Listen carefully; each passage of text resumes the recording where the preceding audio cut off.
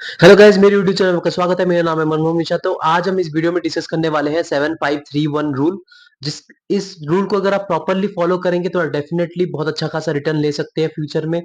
चाहे आप वो म्यूचुअल फंड में फॉलो करें, चाहे आप ये स्टॉक में फॉलो करें, लेकिन मैं आपको ज्यादातर रिकमेंड करूंगा ये अगर फॉर्मूला आप म्यूचुअल फंड में फॉलो करेंगे तो आपको डेफिनेटली अच्छा खासा रिटर्न मिलेगा। तो चलिए वीडियो शुरू करते हैं। तो वीडियो शुरू करने से पहले मेरे चैनल को सब्सक्राइब जरूर कर दीजिएगा।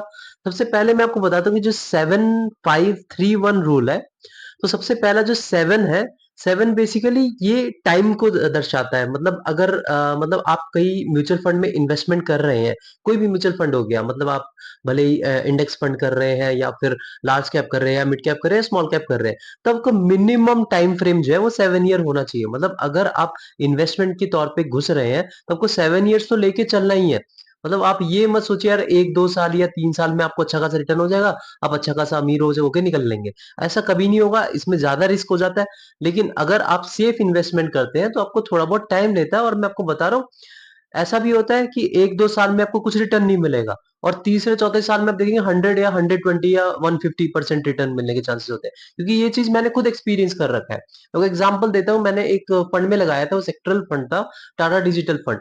तो डिजिटल फंड जो था जिसमें मैंने दो एक से 1.5 साल में 1.5 से 2 साल आप लगा लीजिए, मैंने उसमें इन्वेस्टमेंट करा और मैं जब भी इसमें एसआईपी कर रहा हूँ वो नीचे चले आ रहा है। एसआईपी कर रहा हूँ नीचे चले आ रहा है। फिर मैंने पेशेंस रखा। तो पेशेंस रखने के बाद मैंने देखा कि भाई 1.5 साल के बाद, मतलब 1.5 साल या 1 साल आप लगा ले, 9 महीने के बाद जैसे ही कंप्लीट हो गए, उसके बाद देखा कि मैंने अचानक से बढ़ गया 30 से 40%। तो ऐसा होता है म्यूचुअल फंड में। ये तो चलो 1.5-2 साल की बात करी। ऐसा कुछ म्यूचुअल फंड होते हैं जिसमें आपको 3 से 4 साल भी ऐसे दिखेंगे जो नेगेटिव रिटर्न है। ऐसे एग्जांपल देता है, एक एसबीआई का स्मॉल कैप फंड था। उसके बाद पहले के 2 या 3 साल उसने बहुत ही कम दिए रिटर्न, मतलब नेगेटिव में गया। उसके बाद जो रिटर्न दिए वो 100 से 150% हो गया और एवरेज आउट होकर आपको 25 या 30% तक रिटर्न हो गया। तो ऐसे होता है म्यूचुअल फंड में। तो आपका अगर टर्म, मतलब जो चीज है, वो आपको 7 ईयर्स तक मानना पड़ेगा। तो सबसे पहला पॉइंट ये है। सेकंड जो है वो 5।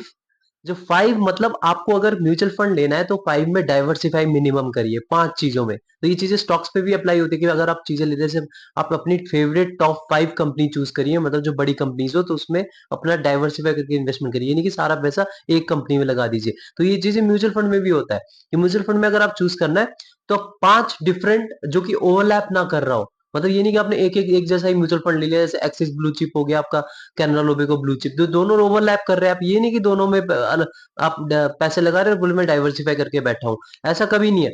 आपको डिफरेंट डिफरेंट फंड में लगाने पड़ेंगे। अगर आप सेक्टरल चूज कर रहे हैं तो डिफरेंट डिफरेंट, लेकिन मैं रेकमेंड करता हूँ सेक्टरल ज्यादातर चूज मत करिए। वो चूज करना है तो large cap, mid cap, small cap, या फिर आप उसमें चूज कर सकते हैं और अपना टाइम फ्रेम के हिसाब से चूज कर सकते हैं और डाइवर्सिफाई कर सकते हैं। तो ये जो 5 का है, मिनिमम 5 म्यूचुअल फंड में आपको डाइवर्सिफिकेशन करना है। प्रॉपरली एनालिसिस कर दीजिए, प्रॉपरली आप बहुत इस पे रिसर्च करिए, रिसर्च करके अपने 5 टॉप म्यूचुअल फंड चूज करके उसमें डाइवर्सिफाई कर दीजिए। लेकिन ध्यान रखें कि उसमें ओवरलैप नहीं होना चाहिए।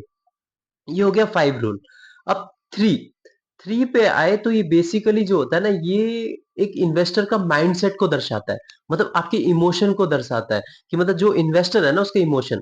तो इमोशन में सबसे बड़ी चीज होती है कि मतलब आप मार्केट में कैसे टिकते हैं, आप मार्केट के इमोशन में बहकावे में आ जाते हैं या नहीं। तो सबसे पहला होता है कि यार, 3 में से मैं आपको पहला पॉइंट बताता हूँ। सबसे पहला होता है प्रॉफिट बुकिंग। अब मैं आपको बता रहा हूँ, म्यूचुअल फंड में अगर आप आ रहे हैं ना, आप देख रहे हैं आपने आज इन्वेस्टमेंट करा, ठीक है ना, आपने कल देखा यार 5 से 6% बढ़ गए, तो आपने फिर वहां से प्रॉफिट बुकिंग करके निकालने लगे, बोले यार एक दिन में मुझे 5 से 6% मिल गया, मैं अब इस मार्केट में क्यों टिकूं। देखो ऐसा कभी मत करना। अगर आप म्यूचुअल फंड में आ रहे हैं ना तो आप लॉन्ग टर्म का सोच के देखिए। ये कभी कभी शॉर्ट टर्म के लिए है नहीं। अगर आप शॉर्ट टर्म के लिए करना चाहते हैं तो आप जाके इंटर डे ट्रेडिंग कर दीजिए। वो अपना उस पर रिसर्च करके आप अपने वो वीडियोस देख के या फिर उसके रिलेटेड आप रिसर्च करके आप उसमें इन्वेस्टमेंट करना शुरू कर दीजिए। लेकिन जब आप म्यूचुअल फंड में आ रहे हैं तो आप लॉन्ग टर्म लेके आ रहे हैं। मैं आपको बता रहा हूँ, आपको कंपाउंडेड रिटर्न चाहिए जो कि आप इन्फ्लेशन को बीट कर सके। तो आपको प्रॉफिट बुकिंग कभी नहीं कर रही है। और सेकेंड हो गया डिस्करेजमेंट। डिस्करेजमेंट मतलब जैसे कि मैंने आपको भी बताया, जैसे ये रिलेटेड है पहला पॉइंट से। जैसे आपको मैंने पहले बताया था कि 7 साल तक आपको वेट करना है। तो 7 साल तक आपको वेट करना है, तो 1-2 साल तक मान लीजिए आपको नेगेटिव रिटर्न दे रहा है और तब आप डिस्करेज होके आप पैसे अपना सारा निकाल दे रहे हैं, रिटर्न नहीं दे रहा, खुश दुखी होके फिर जाके एफडी कर दे रहे हैं। तो जब ये चीजें कर रहे हो तो ये चीज़ें बहुत गलत होती है। मतलब ये आपको मतलब आप डिस्करेज होके आप कर रहे हो, उसके बाद फिर देखा जाए आप जब ये चीज़ कर दोगे तो तीसरे चौथे साल आप जब देखोगे तब वो भाई उसने 100% 150% दे दिया। मतलब जब आपको प्रॉफिट लेना था तब आप वहां से उससे पहले ही एग्जिट कर लीजिए, कर लिया आपने मार्केट से। तो ये चीज आपको कभी नहीं फॉलो करनी है। मतलब ये जो सेकंड हो गया डिस्करेजमेंट, पहला मैंने आपको बताया, अब ये सेकंड हो गया डिस्करेजमेंट, और थर्ड क्या हुआ? थर्ड हो गया पैनिक सेलिंग। पैनिक सेलिंग आपको न्यूज, मार्केट से न्यूज आती है, अभी जैसे रिसेंटली स्ट्रेस टेस्टिंग का जो न्यूज आया, उसके बाद रिसेंटली जो मतलब कुछ एक न्यूज आ जाती है तो लोग पैनिक होके भाई उसको सेल कर देते हैं सारा। तो ये चीजें आपको नहीं करनी है। ये चीज जब आप कर देंगे ना तो आपको मैं बता रहा हूँ बहुत प्रॉब्लम होगा। हाँ, कोई फायदा नहीं है इसका। तो सबसे पहला पॉइंट मैंने आपको क्या बताया? देखिए, तीसरा तो आपको मैंने पैनिक सेलिंग बता दिया, दूसरा हो गया डिस्करेजमेंट, और पहला हो गया प्रॉफिट बुकिंग। ये तीन चीज को आपको नहीं करना है म्यूचुअल फंड में। ये तीन चीज को वो पेशेंस रखना है, ठीक है ना? ये तीन चीज को फॉलो नहीं करना है, ये चीजें आपको इग्नोर मारना है, ये चीजें नहीं करना है। अब हो गया लास्ट में एक पॉइंट, जो एक है ना, वो आपको कुछ नहीं है, वो आपको, और पहला जो है उसका है कि स्टेप अप एसआईपी।